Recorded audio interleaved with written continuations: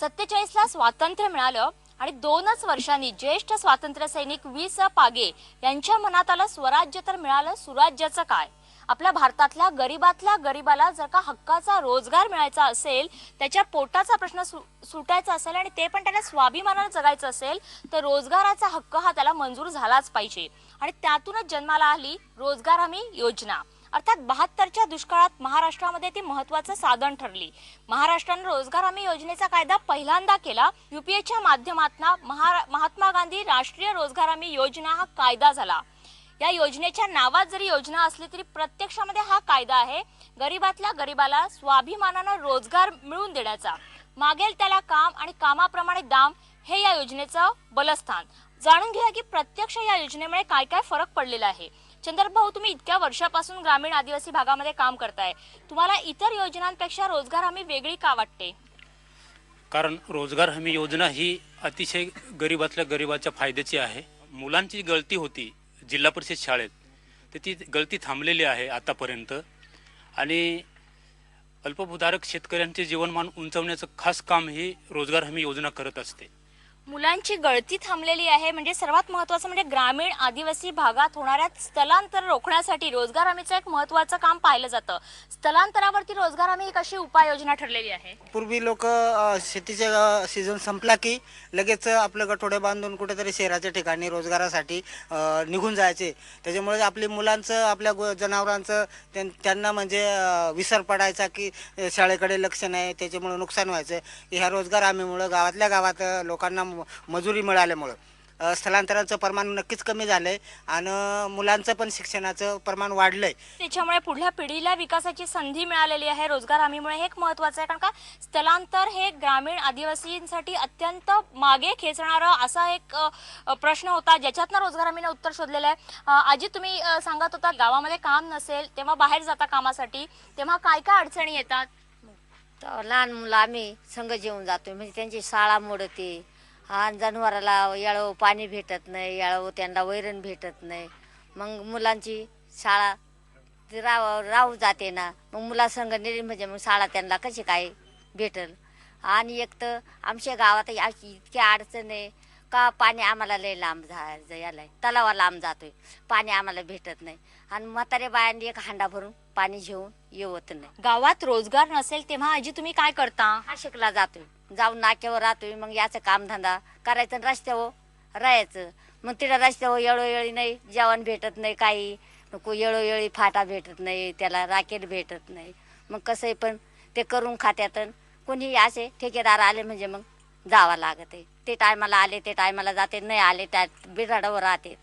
तुम्हाला काय त्रास होतो जेव्हा तुम्ही नाशिकला जाता? आम्ही गतुडा बांधतोय, रस्त्यावर राहतोय, रस्त्यावर राहून मग असा ठेकेदार आला का मग जातोय काम करतोय, संध्याकाळचे आलो का मग त्याचा राशन पाणी आणायचा, जेवण करायचा, परत सकाळचे आला ठेकेदार तर जायचं नाही तर हाय रस्त्यावर बसलोय। जिथे रोजगार हमी योजना पोहोचलेली नाहीये तिथे ग्रामीण भारतातल्या लोकांच्या पुढचा हाच पर्याय आहे, तो म्हणजे आपली घरदार सोडून, मुलं बाळ सोडून, गावं सोडून शहरामध्ये स्थलांतरित होणं आणि रस्त्यावर राहून मोलमजुरी करणं। तुम्ही जेव्हा रस्त्यावरती जाऊन नाशिक सारख्या शहरामध्ये जाता, ठेकेदाराकडे काम करता, तेव्हा मुकादमाचे का अनुभव येतात? की जेव्हा मुकदम पैसे देऊन राहिले, आम्ही कामाला गेलो तर याच्या शिमग्या पसर होतो, शिमग्याच्या दिवशी आम्ही आमच्या परिस्थितीनं घरी गेलो, त्यानं काय पैसे दिले नाही आम्हाला। किती जणांचे, किती मजुरांचे, तुमचे किती पैसे बुडवले मुकदमाने? 1 लाख आहेत का? मग तो पळाला तसा काय याला सापडलाच नाही, तुम्हाला जाय मयाक जाय तरी तो काही सापडून राहिला नाही। मग आता ठेकेदार म्हणतो देतो पैसे, मग आम्ही जातोय काम धंदा केला तो जातोय पळून, मग पाहतोय आम्ही वाट नाही तर मग चालूय बिराडा बांधून घरी, मग आता त्याला इलाज नाही मग येतोय घरी। शहरामध्ये रोजगार मिळत असला, रोज मिळत असला तरी सर्वात मोठा प्रश्न आहे तो म्हणजे ठेकेदाराकडनं फसवणूक होण्याची। फक्त ग्रामीण भागामधल्या अशा मागच्या पिढीतल्या म्हातारा कोतारा नाहीत तर आश्चर्य वाटेल आपल्याला की आजही यांच्यासारखे शिक्षित झालेले तरुण हे रोजगाराच्या शोधामध्ये वणवण भटकतायत, ज्यांना रोजगार हमी महत्वाची वाटते। दादा, तुम्ही स्वतः रोजगार हमीवरती काम करताय मजूर म्हणून, तुमचं किती शिक्षण झालंय? 12वी झालं। 12वी झालं। तुम्हाला काय वाटतं रोजगार हमीमुळे काय फायदा झाला तुमचा? हा रोजगार हमी म्हणजे फायदा तर आजपर्यंत नाही झालेला, पण रोजगार हमी जे स्थलांतर आहे तर ते आपल्याला गावातच काय मिळालं पाहिजे, कारण तिथं स्थलांतर झाल्यानंतर लुटमार होते।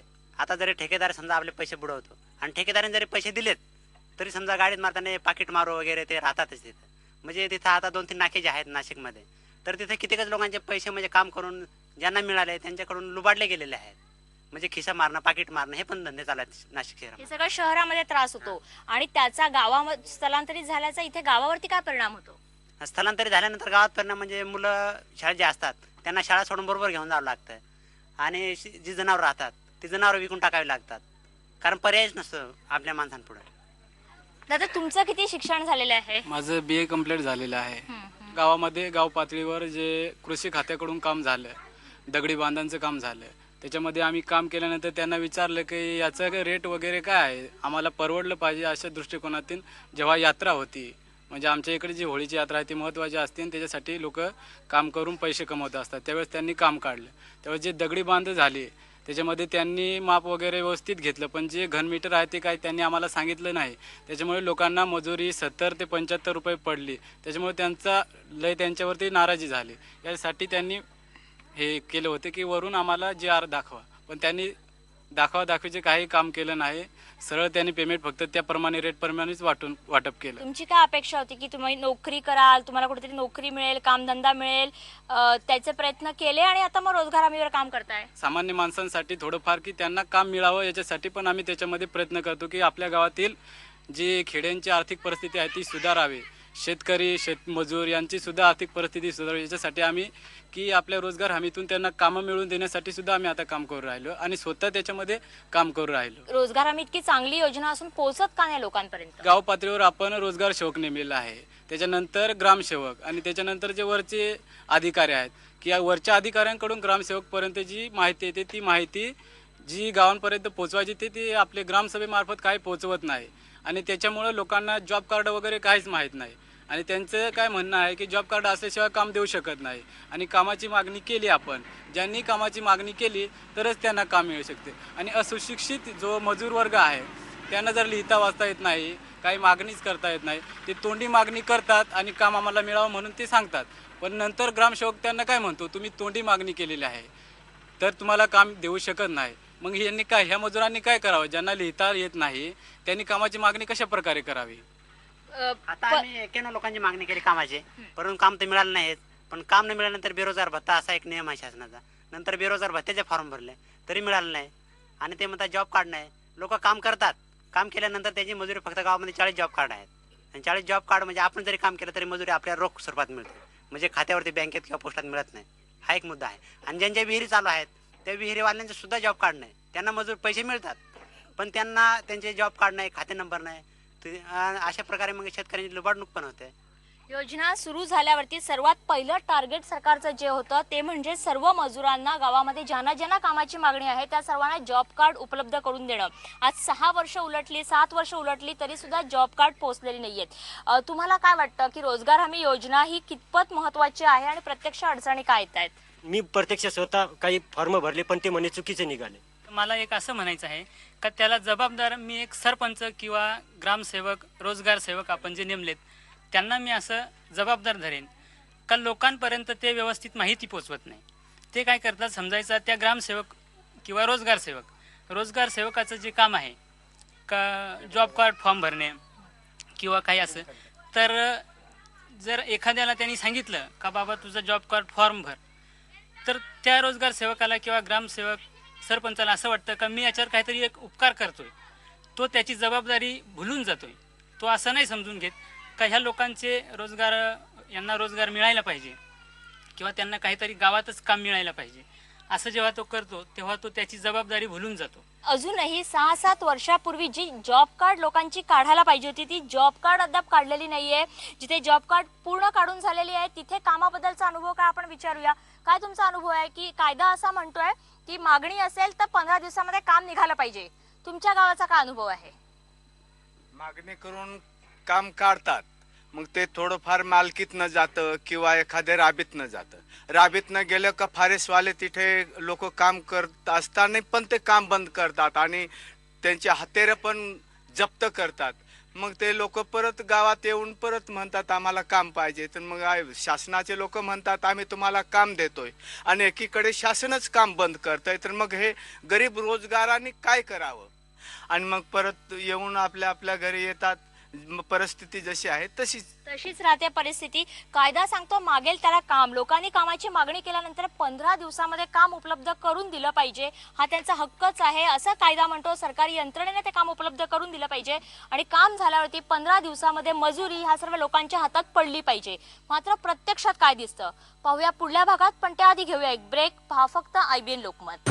काम म्हणजे 15 दिवसात भेटतच नाही आणि आम्ही प्रयत्न करतो तरी सुद्धा तिथपर्यंत काय आमच्यापर्यंत काम पोहोचत नाही. मोजमाप घेतलं लोकांना समजून पण सांगत नाही तुम्हाला किती रोज पडला. लोक काय म्हणतात इथं आम्हाला इथं पाहिजे मोजमाप घेऊन लगेच पेमेंट किती रोज पडला सांगायला पाहिजे. लोकप्रतिनिधी सुद्धा लोकांना या काम म्हणजे या योजनेबद्दल या कायद्याबद्दल कुठलीही मदत करत नाही. कुठलंही सरकार येऊ, कोणतंही सरकार येऊ, पण रोजगार हमी योजना ही गरीबातल्या गरीबासाठी असलेली योजना आहे. हा कायदा आहे आणि हा नेहमी अंमलात असू द्या.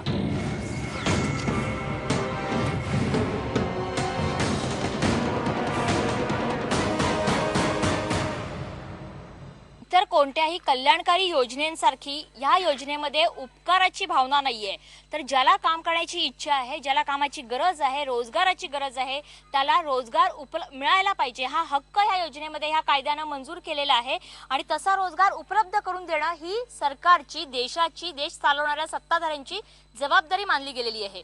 ह्या सर्वांसाठी निधीची कमतरतेचा सुद्धा मुद्दा उपस्थित होत नाही, कारण का व्यावसायिक करातून निधी तयार असतो आणि त्याचं अत्यंत चांगलं सूत्रबद्ध नियोजन. म्हणून मागेल त्याला 15 दिवसात काम मिळणं आणि काम केल्यावरती 15 दिवसात मजुरी मिळणं हे या योजनेचं सूत्र आहे. पाहूया प्रत्यक्षात काय होतं. सरकार सांगतं की तुम्ही मागितल्यावरती 15 दिवसात तुम्हाला काम मिळालं पाहिजे. प्रत्यक्ष काय अनुभव येतो?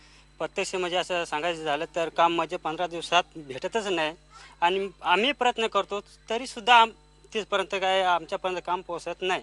या सगळ्यामध्ये ग्राम रोजगार सेवक हे महत्वाचे माध्यम आहेत आज सरकारी यंत्रणा लोकांपर्यंत पोहोचवण्यासाठी, की जे गावकऱ्यांचे सुद्धा प्रतिनिधी आहेत आणि सरकारचे सुद्धा. 15 दिवसात काम न मिळण्यामधला काय काय अडचणी येतात तुम्हाला? मजुरांचे इमस्टर तयार झालेले नसतात. त्यासाठी त्या रोजगार सेवकाला तालुक्याला इमस्टर काढण्यासाठी आणि परत आणण्यासाठी 2-2, 3-3 चक्रा माराव्या लागतात. त्यासाठी त्याच्याजवळ मानधनाचा विषय असतो, भाड्याला पैसे नसतात. अशा बऱ्याचशा समस्या त्या रोजगार सेवकाला असतात. 15 दिवसामध्ये कामाची तरी मागणी पूर्ण होत नाहीये. काम केल्यानंतर 15 दिवसात मजुरी मिळते का? आमच्या ग्रामीण भागामध्ये जे पोस्ट आहे त्याच्यामध्ये जे मजुरी भेटलं त्याचं वाटपाचं फक्त 20,000चं टार्गेट आहे आणि त्याच्याकरता शासनाने आता बँकेत खातं ओपन करायला सांगितलेले आहेत. पण आमच्या गावापासून बँक आम्हाला 60 किलोमीटर जावं लागते. 100 रुपये खर्चून आणि 100 रुपये पगाराकरता जावं लागते. त्याच्याकरता ते न परवडणार आहे. त्यामुळे 100 रुपये मजुरी मिळणार, मात्र ते मजुरी बँकेतनं काढायची असेल तर 100 रुपये खर्च करावा लागतो. मोजमापाच्या बऱ्याच तक्रारी सगळ्या लोकांच्या आहेत की जितकं काम केलं तितकी त्यांना मजुरी पडत नाहीये. त्याच्या काय अडचणी येत आहेत? हप्ता झाला फोन केल्यावर नंतर ते गुरुवार येतात. गुरुवार आल्यावर त्यांनी मोजमाप घेतल्यावर लोकांना समजून पण सांगत नाही तुम्हाला किती रोज पडला. लोक काय म्हणतात इथं आम्हाला इथं पाहिजे मोजमाप घेऊन लगेच पेमेंट किती रोज पडला सांगायला पाहिजे. ते म्हणे उद्या सांगतो म्हणे. आता थोड्या आणि तर लगेच सांगतो असे टोमणे मारून लगेच निघून जातात ते. आणि ते तिथं गेल्यावर मग म्हणे रोजगार सेवकाला फोन करायला लावा. रोजगार सेवक तिथं असतो तरी म्हणजे उद्या मजुराला कोणाला तरी फोन करायचा, रोजगार सेवकाला फोन करायचा आणि सांगायचं का उद्या ये MB घेऊन जा आणि पेमेंट तिकडे देऊन टाक. आणि मग ह्या सगळ्यातना प्रत्यक्ष म्हणजे लोकांपर्यंत मजुरी पोहोचतच नाही. ते ऑपरेटर पण तिथं वेळेवर थांबत नाही वेळेवर, त्याच्यामुळे तिथं मजुरापर्यंत लवकर पेमेंट पोहोचत नाही. कागदावरती अत्यंत सुंदर, अत्यंत चांगली हक्काधारित अशी ही योजना असली तरी प्रत्यक्षामध्ये प्रशासकीय यंत्रणेचा अशी उदासीनता आपल्याला दिसते. का वाटतं तुम्हाला, कशामुळे असेल प्रशासकीय यंत्रणा रोजगार हमीकडे एवढं उदासीनपणे बघते? मला तर वाटतं की पूर्वी जेव्हा रोजगार हमी जेव्हा योजना होती तेव्हा ते खूपच कामं काढायचे, स्वतःहून काढायचे, लोकांना सांगायचे, घरोघर जायचे. परंतु आता कायदा झाल्यामुळे त्यांना 1 रुपयाची हेराफेरी न करता आल्यामुळे कामात अडचणी, मागणीत अडचणी, पेमेंटमध्ये अडचणी. त्याच्यामुळं मजूर पाठ फिरवेल तर नाही काय करेल.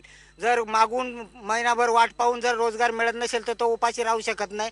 म्हणून आता पाठ फिरवण्याची पण वेळ आली आहे मजुराला. कारण की सरकारी यंत्रणा ही उदासीनता याच्यामुळेच दाखवते की त्यांना याच्यात हेराफेरी करता येत नाही आणि त्यांना कामाचा लोड वाटतोय.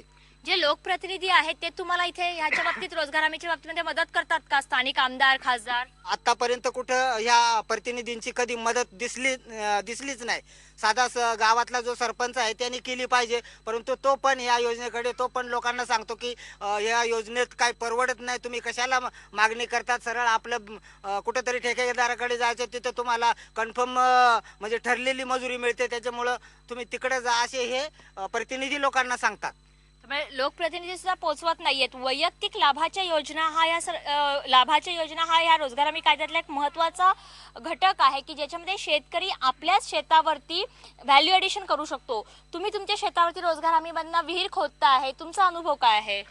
आम्ही जे विहीर आमच्या शेतामध्ये घेतले 2011 मध्ये मंजूर झाले आम्हाला, पण ते मग आम्ही माती काम मंजुरांखाली केले, नंतर खाली कडक लागल्यावर खाली फायरवाले लावले, मग ते फायरवाले रोख पैसे मागतात. रोख पैसे नसल्यामुळं ते काम बंद पडलेलं आहे, त्याच्यामुळे ते दुसरीकडे कामाला गेलेलं आहे. आता तुमचा अनुभव शंकर भाऊ काय सांगतोय की रोजगार हमीमुळे वैयक्तिक लाभाच्या आणि गावाच्या विकासाच्या काय काय फायदे होतात? पूर्ण शेतीमध्ये बदल पडतो. जी त्याची इन्कमची बाजू आहे, उत्पन्नाची जी बाजू आहे ती 5ची 10 होतेच. हे मी स्वतः अनुभवलेलं आहे. जिथे मी नागली करत होतो तिथे आज 5-6 पोते गहू तयार होतोय. परंतु महत्वाचं हे आहे की सरकारचं जे कुशल आणि अकुशलचं जे म्हणणं आहे याच्यात जो उणगाड आहे तो पडत नाही प्रत्येक लाभार्थ्याला, आणि कुशलचा खर्च निघत नाही. त्याच्यामुळे पूर्ण आज अडचणीत आहेत. ज्याने वैयक्तिक लाभार्थीच्या विहिरी घेतलेल्या आहेत त्यांच्या आज एकाचीही पूर्ण झालेली नाही आहे. कारण त्याच्याकडे ते डायरेक्ट त्या गावाला त्या ग्रामपंचायतीला म्हणतात की कुशलचं 40.60 हे रेसोर्स नाही, त्याच्यामुळे आम्हाला ते काहीच करता येत नाही, असं वरच्या तांत्रिक अधिकाऱ्याचं आजचंही म्हणणं आहे. म्हणजे एकाच वेळेस मजुराला रोजगाराचा हक्क देत आहे, त्याला गरिबीतून वर येण्यासाठी मदत करत आहे आणि सोबतच गावाच्या विकासाला सुद्धा हातभार लावत आहे. इतकी ही चांगली योजना आहे. मात्र तरी सुद्धा प्रत्यक्षात अंमलबजावणीच्या एवढ्या सगळ्या त्रुटी दिसत आहेत. आपल्या सोबत आहेत प्रगती अभियानच्या कार्यकर्त्या. संगीताताई, तुम्हाला काय वाटतं की एवढी चांगली योजना आहे पण ती नेमकी कुठे का बरं पोहोचू शकत नाही? महाराष्ट्रानं ही भारताला देणगी दिलेली होती आणि महाराष्ट्रातच इतकी वाईट अवस्था का आहे? रोजगार हमी राबवण्याची जी यंत्रणा आहे त्यांच्यामध्ये त्यांचा दृष्टिकोन जो आहे तो थोडासा चेंज होण्याची गरज आहे. नाहीतर कोणताही पक्ष येवो, रोजगार हमी योजना ही नडलेल्या मजुरासाठी अत्यंत उपयोगाची योजना आहे आणि ती कंटिन्यू व्हावी असं आम्हाला वाटतं. कारण याच्यामध्ये मूलभूत ज्या सुविधा आहेत, रस्ते आहेत, लोकांची वैयक्तिक काही शेतीची काही संपत्ती आहे ती याच्यातून तयार होते आणि मजूर जो आहे शेतकरी अल्पभूधारक तो उंचावतो, तो शेतकरी उंचावतो आणि गावाचा पण विकास होतो. जिथं आम्ही बघितलेलं आहे जिथे जाण्यासाठी रस्ता नव्हता, महिलांची जी काही समस्या होती पाणी भरण्यासाठी जाण्यासाठी, तर रस्त्यामुळे खूप मोठा त्यांना फायदा झालेला आहे. जास्त रोजगार हमी बद्दल आम्ही जे वाचतो ऐकतो ते म्हणजे रोजगार हमीमध्ये खूप गैरव्यवहार होतो अशी चर्चा सगळीकडे दिसते आपल्याला. प्रत्यक्षात त्याचा कितपत तुम्हाला प्रमाण वाटतं की खरंच तितका गैरव्यवहार झालेला असतो की त्याच्या चांगल्या गोष्टींची चर्चा फारशी होत नाही? याच्यामध्ये गैरव्यवहार होण्याची शक्यता खूप कमी असते कारण ट्रान्सपरन्सी खूप आहे याच्यामध्ये आणि म्हणूनच मग महसूल विभागाला यंत्रणेला ही यंत्रणा राबवणं हे एक शिक्षा वाटते. ग्रामसेवक घ्या, ग्रामसेवकापासून जी पुढची सगळी जी यंत्रणा आहे त्यांना असं वाटतं की नको बाबा याच्यापासून दूर व्हावं आणि म्हणून मग त्यांचा जो दृष्टिकोन असतो ना की केलं पाहिजे, हे झालं पाहिजे, ते असं त्याच्यातून ते हटके होऊन जातात आणि म्हणून मग ती यंत्रणा राबवायला थोडंफार नाखुशपणा येतो. कुठलंही सरकार येवो, कोणतंही सरकार येवो, पण रोजगार हमी योजना ही गरीबातल्या गरीबासाठी असलेली योजना आहे. हा कायदा आहे आणि हा नेहमी अंमलात असू द्यावा असं आमचं म्हणणं आहे. आणि त्याच्यातले जे नवीन पर्याय आम्ही सुचवतो आहोत यंत्रणेला असेल किंवा शासनाला असेल, तर ते पर्याय सुचवलेले पर्याय त्यांनी अंमलात आणण्यासाठी यंत्रणेला फोर्स करावा किंवा वेगळे पर्याय शोधावेत. पण यंत्रणा सक्षमपणे राबवावी. रोजगार हमी योजना ही गरीबातला गरीब जो गावातला आहे त्याच्या विकासाची योजना आहे. त्याच्यातून पायाभूत सुविधा तयार होणार आहे आणि त्याचा विकास होणार आहे. त्याच्यामुळे ही योजना निरंतर असली पाहिजे असंच आमचं म्हणणं आहे. अशी मोठी मागणी आहे. खरं तर गरीबातल्या गरीबाला रोजगाराचा घटनादत्त अधिकार देणारी अशी ही योजना, असा हा कायदा, जगभरामध्ये त्याचं कौतुक झालं. मात्र कागदावरती ती जितकी सुंदर दिसते तितकेच अडथळे येत आहेत तिला प्रत्यक्ष अंमलबजावणीसाठी. त्यामुळे महात्मा गांधी राष्ट्रीय ग्रामीण रोजगार हमी योजना ही आजच्या घडीला तरी UPA सरकारसाठी महत्वाचं पाऊल असलं तरी पण आहे मनोहर तरी गमते उदास असं म्हणावं लागेल अंमलबजावणीच्या पातळीवरती. जनतेच्या जाहीरनाम्यामध्ये आज इथेच थांबूया. पहा फक्त IBN लोकमत.